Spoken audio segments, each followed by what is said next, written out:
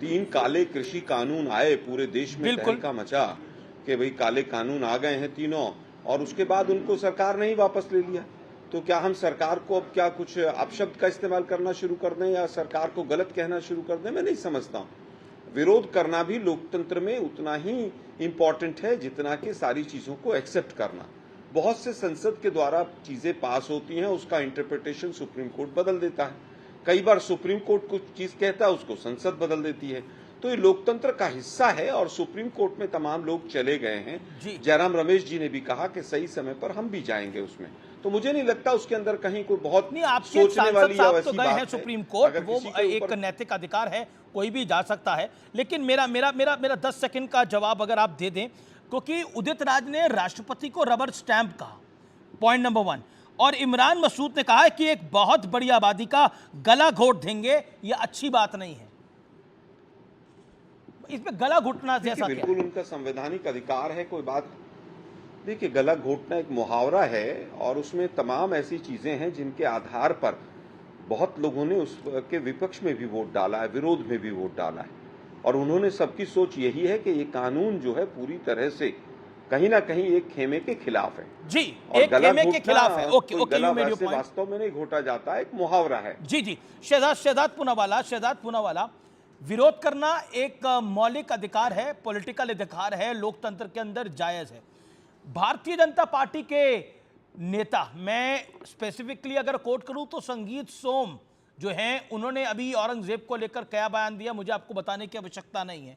लेकिन क्या भारतीय जनता पार्टी भी इस पूरे बिल को एक तबके का विरोधी बताने में, आपके पूरी बीजेपी नहीं, कुछ नेता बताने में जुटे हुए हैं कि अब देखिए क्या होता है, कि धमकीबाजी क्यों? धन्यवाद। वैसे तो आलोक शर्मा जी मुझसे ज़्यादा बेहतर हिंदी जानते हैं, पर अगर गला घोटना इनके हिसाब से मुहावरा है तो इसी उदित राज ने ट्वीट करके कहा था राम मंदिर पर बुलडोज़र चला दो। इसी उदित राज ने रामनाथ कोविंद जी को कहा था कि ये डेफ एंड डम प्रेसिडेंट है। इसी उदित राज ने जिस प्रकार की टिप्पणियां सनातन और हिंदू धर्म पे की है, इसी उदित राज और कांग्रेस पार्टी ने राष्ट्रपत्नी कहा है हमारी राष्ट्रपति को, और इसी कांग्रेस पार्टी के एक और प्रवक्ता है अजय कुमार झारखंड से, जिन्होंने कहा ईवल मानसिकता की है द्रौपदी मुर्मू जी। तो ये दिखाता है कि आदिवासी समाज, और बोरिंग भी है स्पीच उनकी, वो पुअर लेडी है, ये सोनिया गांधी राहुल गांधी ने कहा है। तो आदिवासी समाज के प्रति किस प्रकार का वैमनस्य है, आज ये स्पष्ट हो रहा है कांग्रेस पार्टी का। दूसरी बात देखिए, वक्फ बहाना है, जैसे सीए के नाम पे आग लगानी थी वैसे आग लगाना है, वोट बैंक की दुकान चलाना है। इन्होंने कहा प्रावधान के ऊपर अगर किसी को समस्या हो तो कोर्ट जा सकते हैं, आंदोलन कर सकते हैं, बिल्कुल सही बात है। परंतु मैं आपको बताना चाहता हूं अमीश जी, हमारा कानून जो है वक्फ का, वो नोटिफाई हुआ 6 अप्रैल को गवर्नमेंट ऑफ इंडिया से, प्रेसिडेंट के बाद। उससे पहले ही 4 तारीख और 5 तारीख को कांग्रेस के नेता मोहम्मद जावेद हो, चाहे वो जमात उलेमा हो हिंद हो, चाहे वो AIMPLB हो, चाहे वो MIM हो, ये सभी लोग कोर्ट चले गए। पहली बार इतिहास में हो रहा है कि कानून नोटिफाई हुआ नहीं, उससे पहले सुप्रीम कोर्ट में जाकर अर्जी लगा रहे हैं कि इस कानून को रोक दो। दूसरी बात, ये वही मंडली है ना जो कहती थी सीए आएगा नागरिकता छिन जाएगी, कौन से प्रावधान से छिनी, और आज कह रहे हैं कि मस्जिदें छिन जाएगी। ये इमरान, जो शायर इमरान है हमारे, शायरी करते हैं, उन्होंने कहा कि कब्रिस्तान और खानखाएं छिन जाएगी। मैं इनसे पूछना चाहता हूं कि ये कहां पे कौन सा प्रावधान लिखा गया है? ये तो स्पष्ट है, ऐसा कुछ नहीं है। लेकिन जवाब अजय, एक सेकंड, 10 सेकंड, आलोक शर्मा का पॉइंट नहीं, आपने भी बात तो रखा ना, 1.5-2 मिनट रखा तसल्ली से। आलोक शर्मा, भड़काने की कोशिश है एक तबके को, गला घोटने से ताल्लुक है कि एक तरह से भड़काया जाए। क्या आपको लगता है भड़काऊ तंत्र की तरह कांग्रेस पार्टी काम कर रही है, जैसा बीजेपी आरोप लगा रही है? ये गंभीर आरोप हैं कुछ। देखिए, बीजेपी का काम आरोप लगाना है, बीजेपी का काम डिवाइड एंड रूल करना है, हिंदू मुसलमान में देश को बांटना है। इनके अलावा इनके पास कुछ नहीं। सीए और एनआरसी की बात कर रहे हैं, इसका विरोध तो तमाम बीजेपी के लोगों ने भी किया है।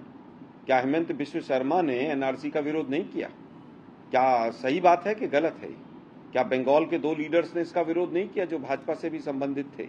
मैं समझता हूं कि किसी भी कानून के ऊपर अपनी सकारात्मक और नकारात्मक किसी की भी प्रक्रिया हो सकती है। इन्होंने कहा कि पहली बार हुआ कि नोटिफाई नहीं हुआ था, उससे पहले ही हो गया कि कोई लोग सुप्रीम कोर्ट चले गए। भाई, सुप्रीम कोर्ट देखेगा, नोटिफिकेशन से पहले अगर वो आए हैं तो सुप्रीम कोर्ट उसको रिजेक्ट कर देगा। लेकिन नोटिफाई होने से पहले उत्तर प्रदेश में जो वक्फ की प्रॉपर्टी हैं उनका सर्वे शुरू करवा दिया गया, उनको नोटिफाई उनको चिन्हित करना शुरू कर दिया गया उत्तर प्रदेश में।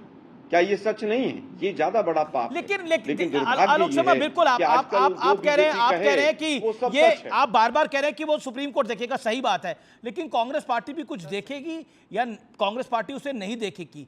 बोला जा रहा है, इमरान प्रतापगढ़ी कह रहे हैं कि मस्जिदें छीन ली जाएंगी, मजारें छीन ली जाएंगी, कब्रिस्तान छीन लिए जाएंगे। ये बात में तो दम ही नहीं है ना, ये तो कानून में भी नहीं है। उस कानून, जो कानून देश की सदन में पास हुआ है, जिस कानून की कॉपी आपके नेताओं के पास है, उसमें तो कहीं ये बात नहीं है, तो वो क्यों कह रहे हैं? उसी को भड़काऊ तंत्र कहा जा रहा है। 30 सेकंड में इसका जवाब आ जाए आलोक शर्मा। देखिए, वक्फ प्रॉपर्टीज का जो यूज वाला फॉर्मूला है, यूज वाला जो क्लॉज है, उसको जो बदला गया है, प्रॉपर्टीज बाय यूज जो रहेंगी, उसमें मस्जिद कहाँ है? डिस्प्यूट्स क्रिएट किए जाएंगे। उसमें मस्जिद कहाँ है? अरे भाई, मजारे कहाँ है? आप अरे सुनिए ना भाई जी, सुनिए ना बात। उसमें मस्जिद मजार नहीं, अगर कोई प्रॉपर्टी है तो प्रॉपर्टी वक्फ की मस्जिद और मजार भी हैं, और वो भी आएंगी, उनको भी डिस्प्यूटेड किया जाएगा और बहुत जगह किया जाएगा। हम भी यही हैं अमीश जी, और आप भी यही हैं। आप कह रहे हैं कि उनको डिस्प्यूटेड किया जाएगा, ये आपकी ये आप कह रहे हैं, लेकिन कानून में ये बात कहीं नहीं है, अभी तक हमने नहीं देखी है। ओके, शहजाद पूनावाला, एक एप्रीहेंशन है, एक एप्रीहेंशन है, ऐसा हो सकता है जी। एप्रीहेंशन नहीं है आलोक जी, अगर मुझे अनुमति दे। एप्रीहेंशन नहीं है आलोक जी, वो कह रहे हैं ऐसा एप्रीहेंशन नहीं है, ऐसा है। एप्रीहेंशन नहीं है आलोक जी, कानून का प्रारूप। देखिए हमारी चर्चा अच्छी हो रही है, आलोक जी को ठहरना भी पड़ेगा अपने समय के लिए। स्वाभाविक है कि रेवेन्यू का, एक मिनट रुके ना यार, मैं अपनी बात तो अमीश पूरी जी, कर देखिए दूं। जैसे आपने मुझे रोका, मैंने अनुशासन में पालन किया, अब उनको भी रोकिए का, जरा। डिस्ट्रिक्ट का। ठीक है, आलोक चुप हो जाता हूं। अमीश जी, आलोक शहजाद अपनी बात को रख ले 50 सेकंड, फिर आप बोलिएगा। ठीक है।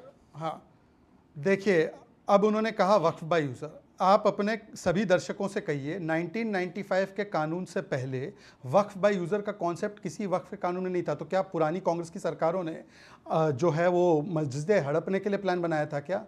1954 के कानून में नहीं था, उसके बाद के संशोधनों में नहीं था। 1995 में पहली बार वक्फ बाय यूज़र इंट्रोड्यूस हुआ, और आज भी कहा गया है कि रेट्रोस्पेक्टिव से अप्लाई नहीं होगा। दूसरी बात, हिंदू मुस्लिम की इन्होंने बात की। मैं पूछना चाहता हूँ कि KCBC, केरला कैथलिक चर्च, या CBCI, Catholic bishop conference of India, इन्होंने कहा मुनम्बम में, एर्नाकुलम में, वायनाड में हमारी जमीन हड़पी है। ये मेजॉरिटी माइनॉरिटी है क्या? आगा खानी समाज से मैं आता हूँ, आगा खानी समाज ने कहा है कि वक्फ बोर्ड ने हमारी जमीनें हड़पी है।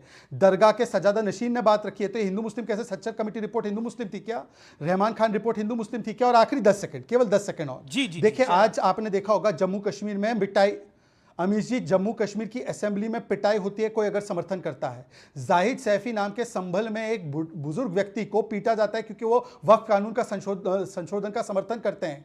इनके नेता हाफिज लोन, कांग्रेस के अभी हो चुके हैं, उन्होंने कहा कि शाहीन बाग बना देंगे पूरे देश को। मैं पूछना चाहता हूं, ये संवैधानिक तरीका है? जी, बिल्कुल। Okay, you made your point. Okay, Waris Pathan भी वेट कर रहे हैं, वारिस पठान भी वेट कर रहे हैं। Alok Sharma 20 second, then Waris Pathan on screen. Okay, Alok Sharma, आप शाहीन बाग बनाना चाहते हैं पूरे देश को, आपके नेता ने यह बात कही है जम्मू कश्मीर की विधानसभा में। देखिए, मैं समझता हूं कि चाहे वो